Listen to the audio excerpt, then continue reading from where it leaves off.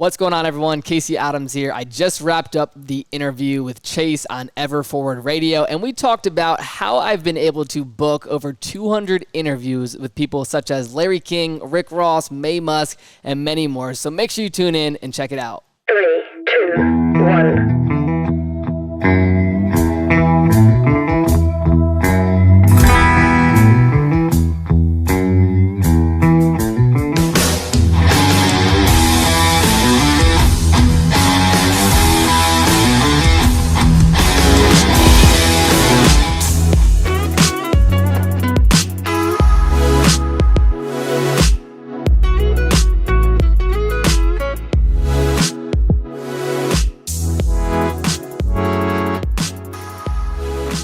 Casey, welcome.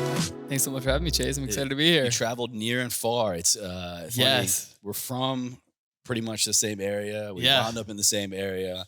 Literally, it's so interesting. We just keep kind of going from the same spot to the same spot, man. Yeah. We met at last year in DC, and we're both from Chesterfield. And I remember I was actually just on the phone with my mom, and I was telling her, "Hey, I'm about to do this podcast." Told her how we met. She's like, "That is so cool." It's so random. So random. Yeah, a shout out military influencer conference. Oh yeah, totally. That was like 2 weeks. I think it'll be a year. Yeah.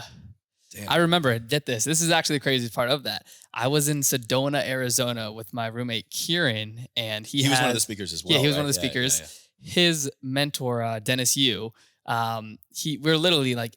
The Facebook guy, right? Yeah, the Facebook guy. Yeah. So we're in Sedona, like on the river, and he calls Kieran. He's like, "Hey, I have this event tomorrow. Can I book you and Casey a flight to speak in the morning?" And I'm like, "I don't know. Like, I had plans that night." And Kieran's like, "I'm down." So I'm like, "All right, I'll do it." Then I'll swing down and see my family in Richmond. Let's go. Nothing like a little peer pressure to get people. I think it was probably like 1 PM. We drove back, like instantly left Sedona, the flight was at like 5, landed that evening, and then spoke in the morning. And oh, wow. So it's kind of ironic, taking advantage of those small opportunities. Yeah. I wouldn't be here if it wasn't for saying yes to that, random event. But dude, you're 20 years old. Yeah. In like, how does someone at 20 years old have these opportunities? How do you find yourself in these opportunities? Like, yo, I need you on a flight right now. Come speak at this event. And we're talking. For anybody who doesn't know, I mean, the topic at that time was the power of social media. It was podcasting. It was leveraging social media for your business, your brand. Yep. And you were speaking directly to a very unique group. Totally. Veterans, military. How does someone at 20 years old, 19 years old then find themselves in situations like this? Yeah, it's actually interesting because I interviewed Kevin Harrington today, and he said something that really stuck with me because I asked him, "How did you, have the opportunity to go on Shark Tank?" And he said, "Everything I did before that moment of getting the opportunity to go on Shark Tank was me building my personal brand." And the way he said that, I related to it because prior to that moment, that event, the last 4 years I've spent building a personal brand, building a community on social media, doing podcasts, responding to every comment, every DM, voice messages, video messages, and just building an audience online to not only sell something to, but to truly bring value to. And, it all started when I was 15, almost paralyzed in a neck brace playing football. Oh, we'll get there for sure. Yeah, we'll get there. Get into that story. But I would say when it comes to the saying yes to opportunities, I feel like a lot of people aren't even aware of those moments, right? Like I could have said, "No, I have plans tonight," and shut it down. And I think coming from, a small town in Virginia, you don't have an open mindset to begin with. Like I was very, my mom was a school teacher. My dad worked at Philip Morris. Yeah. I didn't travel on an airplane until I was, I could pay for it myself. I wonder if I met your dad because quick sidebar, before I started doing this, I worked for a health and wellness contract company. Okay. And I worked at the Altria, the Philip Morris headquarters. We were the company that they contracted to. We staffed all their gyms. We did all their training. Like I was in every Altria Philip Morris building in Richmond, Virginia. Yeah. Wow. I wonder if we even crossed paths and didn't even know it, the family. My dad has been there for 25 years. So yeah, he's been there for quite some time. Dude, this is wild. But I say that because I think like even, when I first had an opportunity to get on social media to click an ad to say, "Hey, is this something I want to get involved with? Social media marketing, building a brand." I believe we all have those little opportunities that could completely change our life, like going to that event and saying yes to, hopping on that flight. But they start small. It starts by saying, hey, you should come to this event, or hey, you should listen to this podcast or read this book. And for me, that was it. If I wouldn't have said yes to those small opportunities when I was 15, 16 years old, Yeah. I for sure would not have those bigger opportunities now, such as, doing podcasts like this or going to events to speak. And it all started by having an open mind for personal development, personal growth, and being open to this new world that I found myself in at 15, 16 years Damn, old. that's wild, man. What do you kind of attribute this to more? Is it more of the source that says, "Hey, Casey, get on that flight," or "Hey, do this podcast"? Is it more the source, so you kind of have like a trusted resource, or is it just I say yes to everything? So I believe the last 12 months, I've tried to say no more because I think it's something that saying yes to everything may not be the best thing, because then you can get scatterbrained and you're saying yes to too many things. You overcommit. And, I think I've had some of that in my journey.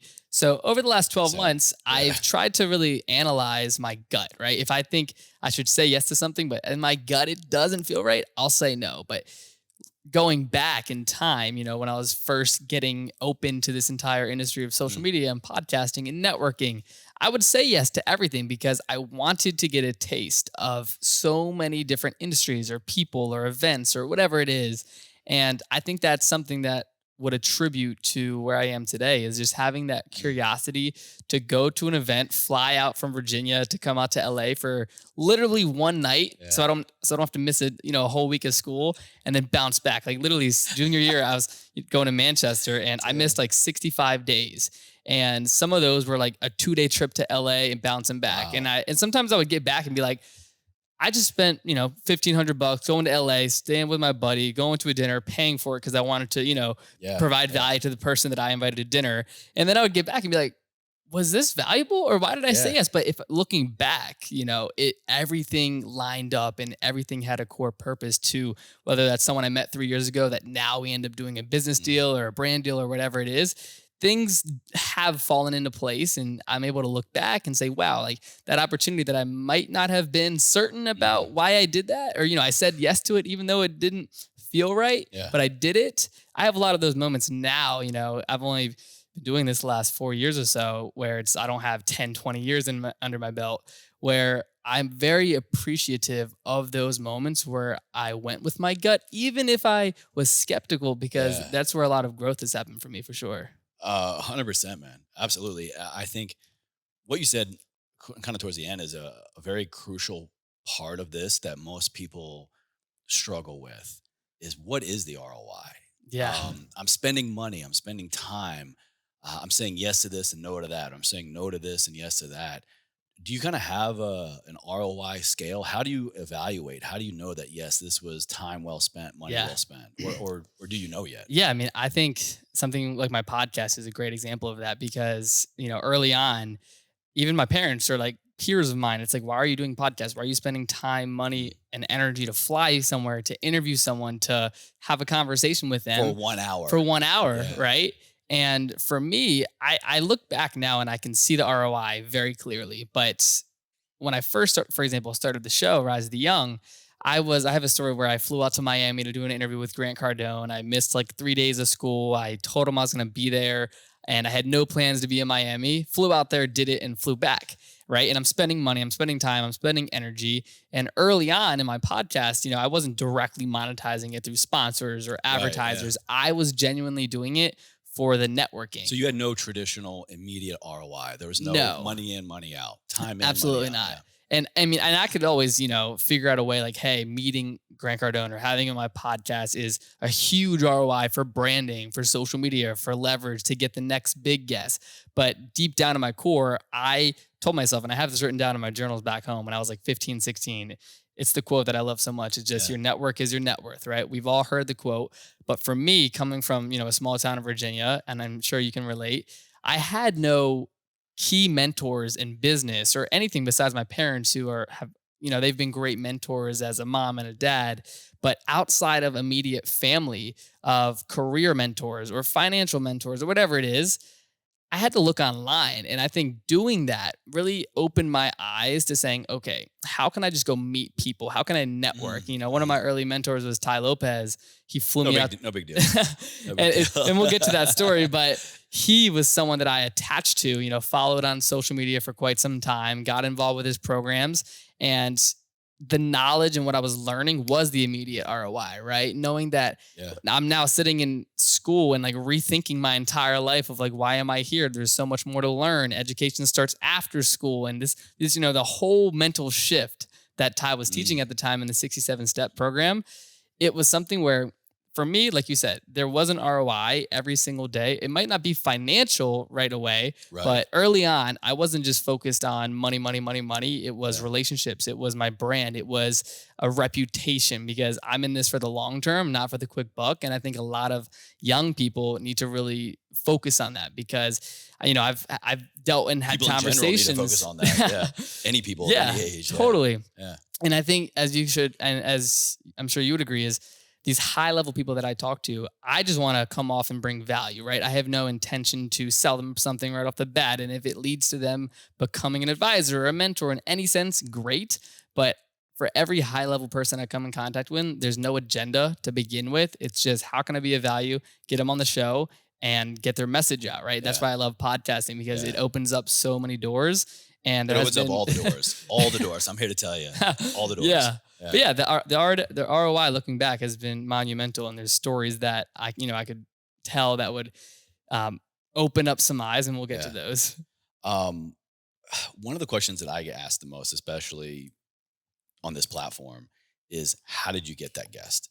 How did you get him, her to say yes? How did you get them on again? Yeah. I mean, I kind of have my explanation. It's pretty simple. I just lead with value, kind of what you just said. But I mean, dude, you had Larry King on your show recently, Mae Musk. And then when I saw that, I was like, oh shit, let me hit up Casey and be like, yo, he said, yo, I just hit her up. I was like, I just want to do it. And I just followed suit. And then we got Mae Musk on the show. Yeah, and I saw that. That was awesome. She's a gem, by the way. Incredible. How do you get these people? Yeah, I would say there's no one thing that gets every guest, right? Some of them are from recommendations, but at the core of my message, it's simply been Instagram DMs, right? Like I was explaining to my buddy Darren Marble last night at dinner, because he was asking me like, hey, how do you get people on? And I gave him an example, and I think this is very tangible for the audience. Rick Ross, Take notes. Rick Ross is a rapper. I've been listening to him for years, and he has 12 million followers on social media. And this is the message I sent him, and this is why I sent him the message. So he loves Robert Greene, right? The author of the 48 Laws of Power. He's an entrepreneur himself. He has businesses. He's a boss, right? He's not just a rapper. He's the mentor to one of my favorite mentor, Ryan Holiday. Yeah. Ryan was under his wing for ever. Yeah. So Rick Ross loves Robert Greene. I recently had Robert Greene on the show, simply just through a DM, and I got connected with him through my buddy Drama as well. But long story short, from the example of sending a message on Instagram and a DM, here's what I said to Rick Ross, and I can pull this up. It went along the lines of, hey, Rick Ross, I just had Robert Greene on my show. What does it take to have you on my podcast for 15 minutes to promote your book? So there's three things that are very simple there. I always tell people, this is how I do it. I try not to waste time. I led with value and a sense of connection of, hey, I just had Robert Greene on the show, and you did he your loves, homework. You did your homework on something that would like catch their attention. Totally. And it's relatable, and he loves Robert. And I knew that because he would always post pictures with him and talk about him. So boom, I led with Robert Greene. I said 15 minutes, very quick, doesn't take too much time. And I ended it with promote your book, because he just came out with a memoir. Wow. So that is just a tangible example of the type of messages, I send to people. And sometimes it's a no, but majority of the time, and it's not everyone listening won't send Rick Ross a DM and get a yes. It's the brand that I've built prior to that. Before I do, right? But I mean, that's something where it took 200 interviews and pitches and messages to figure out a simple strategy that I've used many times to get that quick yes. And I think that's something that happens a lot, where it's like you reach out, they say maybe, you schedule it, they change it. And, there's not a quick process to booking guests. But for me, it's mainly been Instagram. And then some of the cooler stories, like we'll get into with Larry King, that was situational. And it came down to one of my buddies, Michael Gruen. He invited Tillman Fertitta to be on my show, who's owner of the Houston Rockets, multi-billionaire. And I was like, absolutely done. Let's Yeah, go. easy Super yes. excited. Yeah, Yeah. And yeah. he was promoting his book. It was called Shut Up and Listen. And we did it over Zoom. I was actually in DC at the time. I think it was last year. Like Oh, I was yeah? during that Yeah. event. It was like later that evening or something. I was at my buddy Oh, Kieran's shit. Okay. house, Yeah, yeah, and I did that and did that interview. And I remember it was like 3 weeks later. Michael hits me up and he goes, "Hey, Tillman's having a private dinner at the Mastro's Beverly Hills for everyone that had him on their show and people that helped promote the book. Would you like to come?" Absolutely, hands down. I fly out to LA. Kieran and I go out here and we go to the Mastros. It's like 30 people, Tillman, and a bunch of Mhm. people I don't know, but I knew it was a high level event. And long story short, Kieran, my best friend, roommate, he actually spoke at the Yeah. military influencer event Yeah, as yeah, yeah, well. yeah. He was sitting next to this guy named Chance, and we're all going around the table introducing ourselves. Tillman's letting everyone say hello and meet each other. And after everyone goes around the table, Tillman goes, "Chance, it was such a pleasure having your being on your father's show today. Just want to say thank you again so much." And Kieran was talking to Shit. Chance, and Chance is the most humble, amazing kid. He's 21, I think. He's like, "Yeah, I play baseball. I go to USC." And, he didn't lead with my dad's Larry King in any sense, I was like, but Chance King? Chance King, Shit, that's yeah. who he was. And, we all Yeah. had our little name Wow. tags. And, he stands up and, like I said, he addresses his father. And I'm like, got it. That makes sense. Chance King. So, I just genuinely go up to him, say hello, introduce Yeah. myself, tell him that I love his father's show and everything he does. I'm a podcaster myself. And we just hit it off, a simple connection. And I had no agenda. It wasn't, going to pitch him to have Larry Yeah, on right yeah. there, but it worked out. And I think this is, timing is everything in these situations. The following weekend, I was doing an event in Los Angeles with my good friend Drama from Young and Reckless. I was supposed to go to that. I was telling you, I bought Yeah. tickets and then someone came up and then I just couldn't make it. Yeah, I yeah. remember that, So it was a week before that. yeah. And, we had people like Rob Deerdeck and the founder of Revolve and all these great people come and speak at this event. And I was like, Chance, I'd love to have you come out to this event I'm hosting next week. Come by, don't buy a ticket. Just love to have you come support.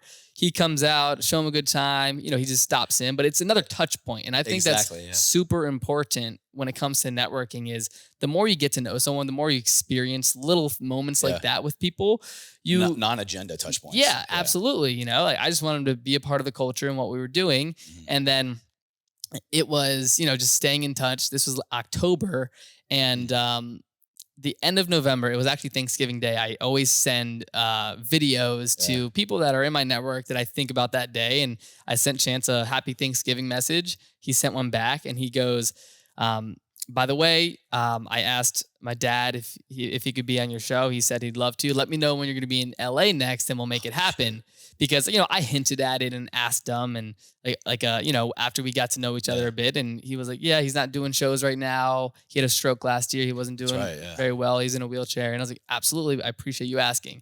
But he said, hey man, whenever you're in LA next, let's do it. So me, right. It's like November 28th, Thanksgiving. And I'm like, give me a date. I'm there. And he goes, within the next 2 weeks, how's the 10th in December? That's the day it was. And I'm like, done. And that was how that was set up. Did the whole interview with Larry, 45 minutes at his office, the legendary studio. In that, it was beautiful, man. Yeah. And I think, and the thing that I love about the story is you couldn't, make that story up. I couldn't send Larry DM and have that like, what do I want to say? Like, end up rolling out like it did. Like you can't predict those type of situations. And I always going back to the point of saying yes, of having Tillman on the show. And obviously it's a no-brainer, but building the brand to have that opportunity to say yes, to fly out to LA, to go to that dinner. Like there's 20 something things that needed to happen to prepare me for that moment. Right. And I think that's a valuable story that I always try to tell because it's something like I said, I couldn't predict. And it's taught me the value of just saying yes, leading with value, and great things will happen if you're in it for the long run and you don't expect something, right? Because I didn't expect him to help me out with that, It's hard, especially when you're in rooms with these people. Yeah, look, we're humans, right? Yeah. The Rolodex of what could be, the possibilities of this person, that person, this video, that podcast, especially this day and age, is like, oh my, I could film something right now. Like it's a more of immediate kind of go to. So how do you kind of throttle that? Or do you have that level of awareness? Be like, not now, not the time, not the place? Like, how do you kind of throttle that and you know, play it cool, Totally. save it for later kind of thing? Yeah, I mean, I think that's a great question. I always just go with my gut, right? And I believe that's a intuitive thing. You know, it's something you can't necessarily teach, but everyone has that gut feeling, right? Mm-hmm. If it feels right, do it. And Yeah. for me, if I meet someone and like for example, last night I had a great dinner with my buddy Darren Marble. He just launched this show on entrepreneur.com called Going Public, where he helps take companies public. Obviously, I'm not in the position to go public right now, but Yeah. it's something where it's like, hey, I know when I meet someone, I just want to support what they're doing. I want to bring them on the show. I want to share their story, and I just want to be of value to that individual. And I think, you know, it's something that if there's something that makes sense for both parties that you to your core believe it could benefit them, shoot your shot, right? Yeah. Like they say, shooters shoot, right? Yeah. And I think that's the most important thing of it all, where Yeah. it's like, hey, don't be. I wouldn't say I'm like an aggressive. I'm in it because I want to reach out to that person to get something. Like that's not my mentality. And I think that's the most important thing. It's like, what does your core tell you? Are you doing it for the right reason? Are you doing it for a selfish reason? But for me, I let my gut decide for me and I follow it 100%. I actually, one of the biggest lessons that before coming into this new year, I did a float session. Have you ever done one of those? No, it's long overdue, man. Okay. Long So overdue. it's what is it? Epsom salt, where you lay in there for like an hour and We were just at this morning. Okay. Nunzio, my guy here, we were at a possible new like studio location. I saw and, that. And it's a wellness center. Shout out Space Bar, and they've Very got the float cool. tanks. Yes. And so I keep getting close, man. Hey, I and got to get in I there. think me bringing it up is getting you closer. And so Yeah. last year I went in one of those and I went in there with an intention to figure out like my biggest lessons of 2019. And one of them was just follow your gut. Like that was my biggest takeaway from that experience. And I bring that up, you know, in these moments where it's like, that is to my core how I, you know, lead with my life when it comes to relationships. How can I collaborate with people? If things are meant to happen, they will, but know when to ask. That's my biggest thing. Crucial. Yes. Crucial. Play 'cause- it cool, but also Yeah. know when to say no, when not to ask for something, but also pay attention. Know when to ask. Totally. Yeah. And I think it's situational too. Like if I want someone on my podcast, I'll shoot them a DM. I don't hold back on those things because Yeah. it's valuable for both parties. But when asking someone to invest in your company or come on your board or, you know, go out of their way, Little different. it's very different, right? Yeah, and yeah. obviously, you know, for all these Yeah. people I've met and I've had on the show, there's obviously those things where like, oh, what if? But on those bigger asks, it's very strategic, and I believe that's how I've done it, and I will continue to do it. And just like I said, I'll go with my gut on when it feels right. Amazing, man. How do you process the no's? I mean, I've gotten my fair share of no's. I've gotten, I would say, probably more not right nows, Yeah. which is a little bit more, it's easier to digest. Yeah. How do you handle no's when you hit up these people or ask for an opportunity or looking for a collaboration? Someone's like, nah.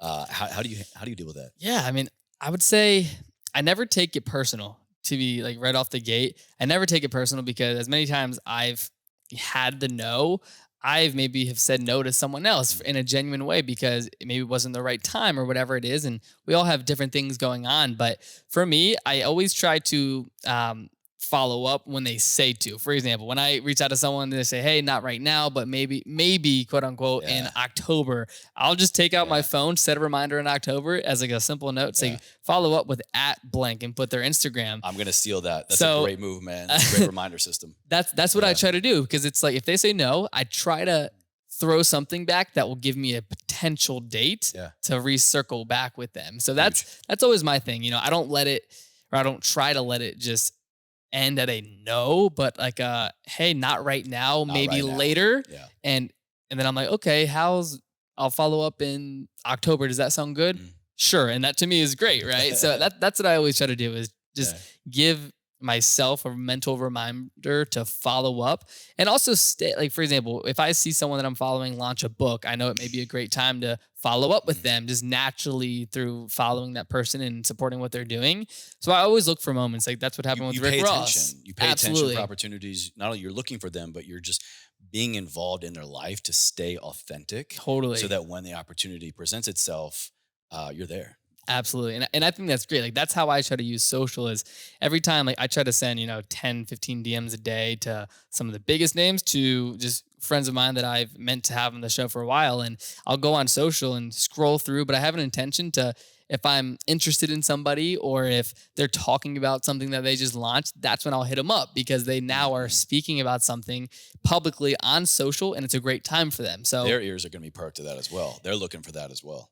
Yeah. exactly. So that I would say that's how I handle the no's. To going back to the questions is just set the mental Mhm. reminder. But there has been some of those moments where it's like, no, not interested, or Yeah. hey, it's not the best time, and I just don't take it personal. I think it's one of those things where you always hear you have to, there's so many failures before success, and Yeah. I've really, Yeah.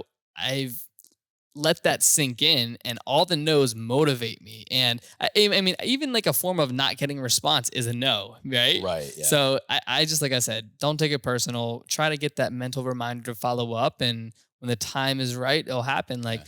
one of the things I'm trying to do now is to have Wiz Khalifa on the show. That's like one of my big Oh yeah, goals. dude. And I recently had his manager, business partner, Damn. Will Dezon back. And I know, the time will come for Wiz, and my buddy Anthony Bose, he just did this like custom portrait of Wiz and his son, a huge painting, and he's had it for like a Oh my year or God, dude. two. But he actually just shipped it out, and it's going to be at the Taylor Gang headquarters next week. But like 2 years Talk ago, about a value add. yeah, Yeah. 100%. So I like things like that. I know, like when I have Wiz on the show, and Yeah. I'll send you a message like, here's when it manifested. Like it was a long time in the making Yeah. to try to set myself up for moments like that. Yeah. That's amazing, man. I can give one quick example of how real and tangible that is. Paying attention to what people say. Sometimes it may just be saying it like, oh no, hit me up later kind of thing. But other times, like pay attention, and Yep. in a way, it's like a positive calling them out on what they say. Look, people at this level, people, the high performers, super busy entrepreneurs, successful people, they Yep. don't say shit that they don't mean. So when they say, Totally. hey, yeah, if you're ever in LA, if you're ever in wherever, like hit me up. Totally. Okay, I'm gonna do that. Long story short, before I moved here, back I was living in DC. I had Lisa Bilyeu on the podcast. Yep. Shout out Lisa Michelle if you're listening, watching. By the way, one of the people on her team was a big fan of the show. They reached out and said, "Hey, can we get Lisa?" I was like, "Easy, yes, of course." The Yeah. Bilyeu's like a $1.3 billion company, plus nutrition, Yep. amazing. And after the interview, she was like, "This was so great. I loved it." And I was like, "Oh, I think I'm gonna be moving to LA soon. So when you get here, let me know." I was like, "All right." So we moved here. Long story short, like I've been over the house like multiple times, Yeah. talk to them all the time. And like people at that level, they say what they mean and they mean what they say. So Totally. if it's a no, it's a no. Or if it's a not right now, it's a not right now. But it also, if it's hit me up later, you damn sure better hit them up later. And if you don't have a system like you do, man, of like, okay, cool, mental note or Yeah. actual note, I'm going to set an alarm in 6 months from now to hit up this person again, or Yep. just pay attention to what they have going on in their life and their business. Slide in when it's appropriate, man. It's Absolutely. amazing. And I think that like doing that on the big things too, like one of my, I don't remember the exact moment, but it was, he said something that was like related to the year 2040, right? I actually took out my phone and I made a note. I scrolled all the way to 2040 and I made a note to say, follow up with Kieran. And I wrote a whole No note about way. like what we were talking about. And, in 20 years, it'll be funny to like, and I'm like, wrote it on June 13th, 2020, Dude, right? that's So I amazing. try to incorporate that in like personal things in my life Yeah. and also business because it's, we have the technology and I try to utilize it in every area of my life. I think it's super important. Dude, amazing hack. Amazing hack. Also, another thing that I think prevents people from taking action or hearing a no and they take it personal is we're not kind of groomed for that. Coming from small towns, Yeah. people like this, people who leave the town, people who do things other than just the traditional 9 to 5 or insert anything traditional here, Yeah. we don't really have a whole lot of mentors or a lot of people really pushing for that. Richmond, Virginia, Midlothian, Virginia. Yep. I'm actually from I'm from Roanoke originally, Yeah. which is about this big, this couch. And then I did my thing in the military. When I Yep. got out, moved to Richmond, but in Roanoke, in Richmond, people there, they don't really do a whole lot of this, or at least they didn't Not at back all. then. So It's like a foreign language. exactly. So what do you mean you're not upping your resume? You're not applying to jobs? Like, no, Yeah. I'm doing a podcast. How did you even come across this? If coming from an environment that is not typically conducive to, the off the beaten path, Yeah, kind of totally. lifestyle? Yeah, so it's a situation that I wasn't expecting, right? I remember I was a freshman in high school and my path, this was my path back then. I had great grades. I I was taking AP classes freshman year. I already took 3 years of Spanish before I got into high school, and I was, indeed. And I was looking at the future, like, hey, I want to play lacrosse at UVA, or I want to play football and see what I can do there. And I knew I always circled the bubble when someone gave you a screenshot of like, what do you want to do career wise? I always just circled the bubble business, right? Early on, I was selling wristbands at my school. Want a briefcase and a suit. That's all about business. Yeah, like my uncle was a business guy, and I didn't, I wasn't in a sense mentored by him, but I never had like a particular career that I wanted to go down besides sports. I was addicted to sports growing up. I played hockey for 10 years right in the Richmond area, traveled all up and down the East Coast playing travel hockey. Yeah. Same thing with lacrosse. And then it was football going into high school. And that was my path, right? Like I was utilizing social media to stay in touch with my friends. I didn't know what advertising was when it comes to Facebook ads and the value of like the businesses that are out there, e-com, all that stuff. I was a consumer and not a producer, right? Yeah. And there was a moment that we touched on earlier during going into sophomore year. It was the first day of football practice, and I ended up having a severe neck injury where it was this drill called the B drill, where two players get face to face and just go at it, and you take one or the other person down, right? And I was taking this 2-man enter, 1-man leave. Exactly, 100%. It's just like win, like that was the mentality. And it was, they try to size you up with someone that's your size. It's not like 6'5" and someone like myself. That's good to hear. Yeah. But I was taking this guy down, and he did this like spin move on me that made my helmet sort of tilt back, and it wasn't on tight enough. And I ended up slamming my head on the ground, and the doctor ended up saying that my helmet guillotined my spine in a sense. And long story short, it wasn't one of those moments that I was instantly rushed to the hospital. It wasn't a moment like that, but I knew something was wrong. I had to stop practice the rest of the day, the worst pain I've ever felt in my neck. And, I knew it was bad, but I didn't know it was a severe, potentially career-ending event. Wake up the next morning, and I literally cannot move my head left and right at all. Like I'm stuck. If I try to, it's the most burning sensation in my neck. And I'm like, this is not good. My mom takes me to the doctor. We do some x-rays, and me being a confident kid, I was like, I'll be good. They'll give me some medicine. Walk it off. I'll walk it. Yeah, I'll walk it off. In a week, I'll be back on the field. Like that's it. I've never had like a severe injury in any sense playing sports. Do the x-rays. The doctor comes in. He goes, I have some good news for you and I have some bad news for you. The good news is you're not paralyzed. And the bad news is that you have to be in a neck brace for potentially 6 months, and you can never play football again. Oh, no. And he just said it like that, straight up. And I remember being in that room and digesting that. And how old were you here? 15. 15. So I was 15, and he said this, and I didn't sit on it. Like it didn't sound real, right? Where I'm like, he's starting to build this neck brace contraption. No, that doesn't happen to me. That's not real. Exactly. Yeah. And I'm asking him questions, and he's breaking it down. And I was diagnosed with interspinous ligament damage. And say that 5 times fast. Right? But ended up walking out of the doctor with this neck brace on, and that was my new reality for almost 6 months. Was sleeping in this neck brace. The only time I could take it off was when I showered, and that was tail end of the summer, going into sophomore year, where I'm now going to high school with this neck brace on. I can't practice anymore. I can't play our games, and at the end of the day, I could never play football again, and that was my last practice to this day. Right, so. Damn. It instantly started changing the direction of what I was doing every day, right? I wasn't going to practice. I was going home. I ended up becoming depressed and just angry at the world because I was such a athletic guy that loved to be outside and play sports and competitive. That was your life. That was your life. Your identity, probably. Yeah, absolutely. And I think that is a key word is like, that was my identity. And it was just instantly ripped away from me, where I'm now sitting in my bedroom, just scrolling on Instagram, can't leave the house, can't move. A, because it hurts if I try to do anything physical. And B, I'm trying to recover.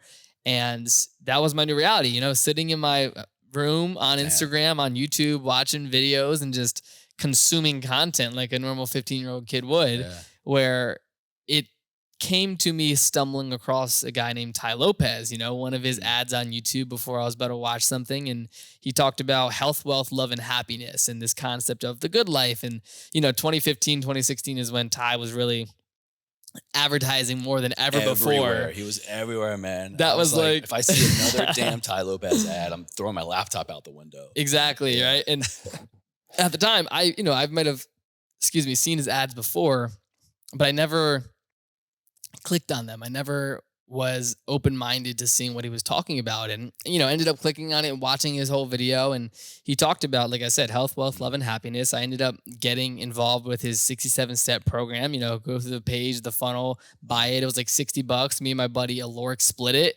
and that was I Personal development on a budget. yeah, it was like Yeah. $67, I believe, the exact price. And it was, the whole concept was 67 days, watch a video a day, and it would change your life in a sense. And he would give you the information from his mentors and the books he was reading. And, at that time, I wasn't reading at all. I would never pick up a summer reading book. I would spark notes and, do my best. Yeah. But I was really attracted to Yeah. everything he was saying, as a successful guy, or what he was putting online. And that became my new reality, is like a video a day. I was ordering more books online than ever before. And I was like, hey mom, can I get this book on Amazon, X, Y, and Z? And it was actually perfect timing looking I'm back. about to blow up your Prime account. Literally, because I'm the youngest of three. Yeah. I have two brothers. And it was during that summer where it's like, hey, go get a summer job potentially, right? I was 15, turning 16. And I'm now learning all these different concepts of making money online and digital marketing Yeah. and Facebook advertising. And I just instantly dive into this whole world of following people like, Grant Cardone and Gary Vaynerchuk and Ty Lopez. And I just became overwhelmed with so much knowledge that I was attracted to. Overwhelmed with potential, probably. Yeah, right? absolutely. Yeah. And I'm like, work a job? Like, absolutely not, right? I'm learning about the cash flow quadrant, Robert Kiyosaki and Tony Robbins. I'm like, what are you talking about? I'm about to What's go. a job? Yeah. And that was like my Yeah, mindset. yeah. And I became obsessed, right? Like all the energy I was putting into sports, I became obsessed with learning social media and digital advertising and building a personal brand. And at that time, it was just documenting my current Yeah, reality of being in the neck brace, reading the books and doing book reviews, putting out content on Snapchat and trying to figure out Instagram. Mm. And long story short, that next year, 2015, tail end 2016, was just filled with educating myself, trying to figure out this personal branding thing. Mm. And that was the pivot point that just led me down this new path that has Damn. compounded over time. And, what ended up being the worst day of my life was the pivoting point for everything that I'm now doing. And I think looking back, it's easy to identify, and it wasn't the moment, but the repercussions of what happened and how I actually turned that negative situation into a positive outcome. Because it would have been easy to sit back and say, hey, this happened to me, and be the victim in Yeah. that situation. And, something internally, I was just so motivated and hungry to not only find this new identity internally, but to figure out what's next. Because I believe I have some type of advantage. I had two older brothers that graduated high school early. I mean, graduated before me. They went to community college. They dropped out, and I was able to live through them. And I figured out what I don't want to do. Huge. Right. And So important to I figure think out. Yeah. I had an advantage to see that, where I'm like, and I'm learning all these things. I'm like, maybe I don't want to go to college, and I'm starting to ask why, and I'm questioning my quote unquote path. And, it was definitely a battle with my parents when I started to I can say only imagine. all these Yeah, things. And they're yeah, like, what do you yeah. mean not going to college? You were the one of three boys that were going to go to UVA, and you had, We had hope in UKC. yeah, totally. But yeah, man, that was the moment that I'm forever grateful for. And I'm turning the neck brace into like a super cool piece of art with my buddy Daniel Allen Cohen. He's No a way. sick Oh, artist that's out here. huge, man. So I want to make it like a symbol that I can, like pass down to my kids eventually. Yeah. And we're going to do something cool with it. Dude, I love that. Just to kind of paint some more connections. I told you the whole backstory of what got me into this and ever forward Totally. last week. Yep. And it truly only became clear to me what my purpose was when I ran towards what broke me. Like the same way you Yep. have that brace, that thing that happened to you. Yep. I mean, it is the same thing for me. It was this tremendous loss of my father and loss of my identity when I went through my own injuries and was Yep. bedridden for forever. And yeah, we have two opportunities there. We can sit there and just be victims Yep. and just woe is me, or we can just choose, and you have to choose Yep. that this is for me. And what is the gift inside of this? In the Totally. same way that you went, just chilling, recovering, scrolling, and being a consumer of content, of mindless self-indulgence Yeah. sometimes, to like, Totally. wow, no, I see opportunity. I see what I can do. Yep. And then you went out and created it. And that was a catalyst for me when I was like, I was reading all these books of health and wellness. And, here I am, like I said, bedridden. I Yeah. can't really do I mean, I was preparing to go to war. Yeah. I was I was doing shit every day. And then I was like, now I'm this broken guy, this broken human being. It's like, oh no, like I actually can control. Hmm. I can improve what goes into my mind. I can improve what goes into my body. I can take control Yep. of this thing that's been taken away from me. And dude, when you get that brace done up, I cannot wait to see that. Oh I yeah. have my own little memento. Every day I have my dad's dog tags Oh hanging up on the wow. mirror in front of me. Every day I wake up, every day I go to sleep. It's the last thing I see, the first thing I see. Wow. So every day, what was a horrible kind of tether to this tragedy Yeah. of watching my hero die from this disease is now like, it's everything to me. Wow. Dude, that's special. Eh, it's gonna be dope art. Yeah, I cannot wait to see you. Thank you, man. I know everything you do. It's like it's got flair, it's got flavor, it's got purpose, Thank you, man. and you do it with a lot of cool people. I appreciate that. Yeah, shout out to Daniel. I was actually just at we were at the Soho House downtown the other day, Yeah. and we were like kind of plotting it, and we have this new idea for it. But yeah, it's actually a cool story. Do you know Daniel Allen Cohen? No, So he's a trying super to think. cool artist. I'll have to show Uh, you some of his pieces, but he did this custom podcast piece Yeah. for me, and he turned like my first microphone. It was like a Blue Yeti into this I periodic. saw that. Yeah, yeah. It's like a periodic table of That's elements. yeah, that's it. And he did this custom piece for me, and it was the microphone that I used to do 150 interviews, and we made this like super cool piece of art. And he ended up doing one, and I gave it to Jordan Belfort when I was doing an That's interview right, with yeah, him, and yeah. all this cool stuff. It's And kind we of like sort your of thing now. yeah, we sort of built this relationship where it's like, I helped him sell a bunch of art through my Instagram, and he's like, dude, let's do something really cool that's like meaningful. And we kind of came up with this cool concept for the neck brace. But yeah, man, I'm excited about it. I've sort of grown a passion for Yeah. art just through working with him. And it's something that I continue to, I just love the creative process that Yeah. he takes people through. And it's super fun. Where's your passion taking you now with content creation, with the Yeah. podcast? I mean, someone who has been doing this from a very young age. You said, only 4 years in, but honestly, 4 years on this platform is pretty Yeah. solid. 4 years of doing anything consistently, Totally. you got something. So like, where are you going with it? Yeah. Where do you kind of see the future of, the young? Yeah, totally. I mean, I would say the podcast Rise of the Young. I've done it since the end of 2017. So the podcast has been 3 years. And Mm. after my interview with Larry King, I really had a moment where I'm like, I will be doing this the rest of my life Yeah, because man. these types of conversations with high level people that have, Larry King, he's 87 years old, and the way he was talking about, he was born in 1933, and just to have that Just life. perspective on Yeah. life, like that's something that you can't pay for. Mm. So, I mean, the podcast, it is something where when it comes to working with sponsors or signing to a network or making it a major platform or, show, that is the goal. And for me, my whole motto for the show has always been, I want to choose when I put out episodes and who I work with. And I love the freedom of, being independent right now. Mm. And I'm not sure exactly where that will lead to, but, having a couple conversations with different networks or Right. high level podcasters or hosts or, even someone like Larry King that just launched his new podcast, I will always have so much love for this medium of audio and conversation where I do see myself doing that forever. But, like we had just on the other day at Dialogue, one of my new goals is to really identify an opportunity in the market and say, hey, how can I build a piece of tech to connect people like myself, podcasters, with guests? And that's what I'm building now. And I'm super excited to Huge, share man. with everyone when I launch it. And I'm Yeah. definitely super pumped about it. What are some maybe just quick tips getting towards the end here? Two pieces of advice, aside from anything we've talked about, that you would tell a 15-year-old, you would tell a 55-year-old right now that wants to just do the damn thing. Yeah. What do you mean to be doing right now? Two areas to focus on. I would say number one is just start. And it comes from one of my mentors. And he always says, Dan Fleshman, he's like, the amount of technology and Mm. access we have today to go start profiles on every social media, to reach out, to connect with the CEO of this Yeah. company or that company.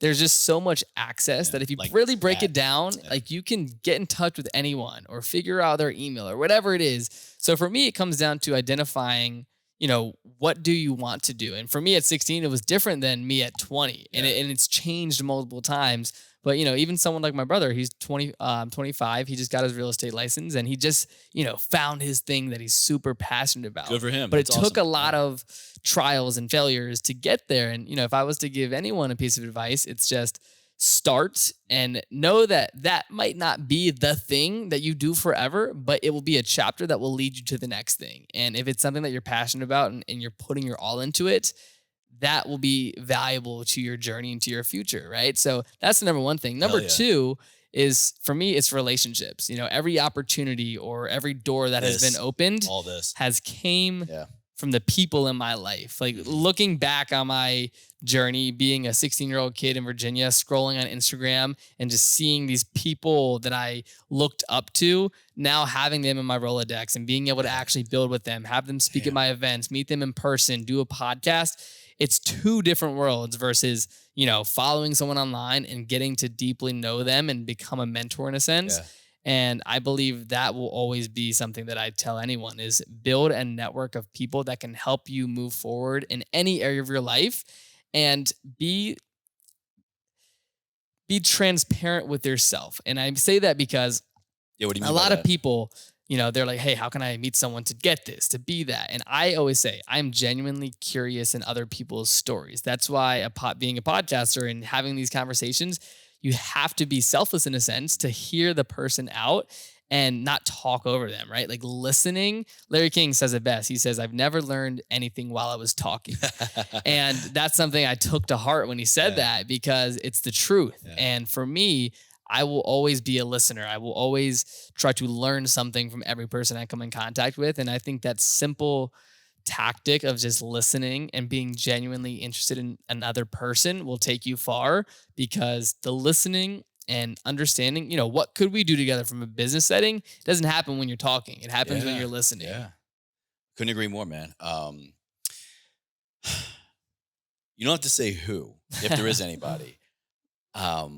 As you kind of go through the experience, it just dawned on me. You're like, I was watching this person, I was listening to this person, and now they're in my Rolodex. Now Yeah. I get coffee with them, and they've been on my show. It becomes a little bit of how is this real? In some instances, in my case, like, I think I kind of liked it better when I didn't know you on a personal. Or what's the phrase? Don't meet your heroes. Yeah. Sometimes. Have you ever experienced that in any way? Yeah. Right off the bat, I wouldn't say so in terms of Good. like a negative, not even negative, but just, wasn't expecting that type of way. Nothing really comes to mind. And maybe it's from a lack of spending time with that person and Okay. getting to really know them. But yeah, I wouldn't say so. Good. It's very rare for me. I think I can count on like 3 fingers. Yeah. Where I'm just like, maybe a little bit better when Yeah. I liked your content. I like what you put out. Totally. It's very rare and far between for sure. But dude, it's been great having you on. Yeah, it's been kinda fun. Close out here, but small world. I mean, just being able to pay attention to the dots. Like so many times people struggle. I have struggled with what do I want to do? How am I going to do it? Look, all the dots are already there. Yeah. We're just not paying attention. Yep. Instead of just mindlessly scrolling through or reading stuff, listening to stuff, watching to stuff, which is all well and good. It serves a purpose, but Yep. there can be a higher purpose. If you feel purposeless or you need a new purpose, Yeah. like, just look at what you're doing. Look at what you're consuming and start connecting the dots, build the relationships. Stop letting things happen to you and, happen to them. Yep. Really. Absolutely. All the way from Midlow, Virginia. And here we are. It's so cool. It's so epic. Yeah. Shout out to Midlothian. Yeah, right. And even small world too, of like the job route. My brother, huge YouTube fitness influencer. Yep. And he got his start from the Midlothian Apothecary. Wow. That was his summer job. Really? Yeah. He worked there for a few years. I think technically he worked at Chick-fil-A for like one shift over by Okay. the Best Buy. Yeah. the shopping center. Yeah. And then he was at Midlothian Apothecary. Okay. And then one day he just picked up a barbell and was like, I like this. I'm going to film it. And then now, he's just like a That's so cool. YouTube Lord.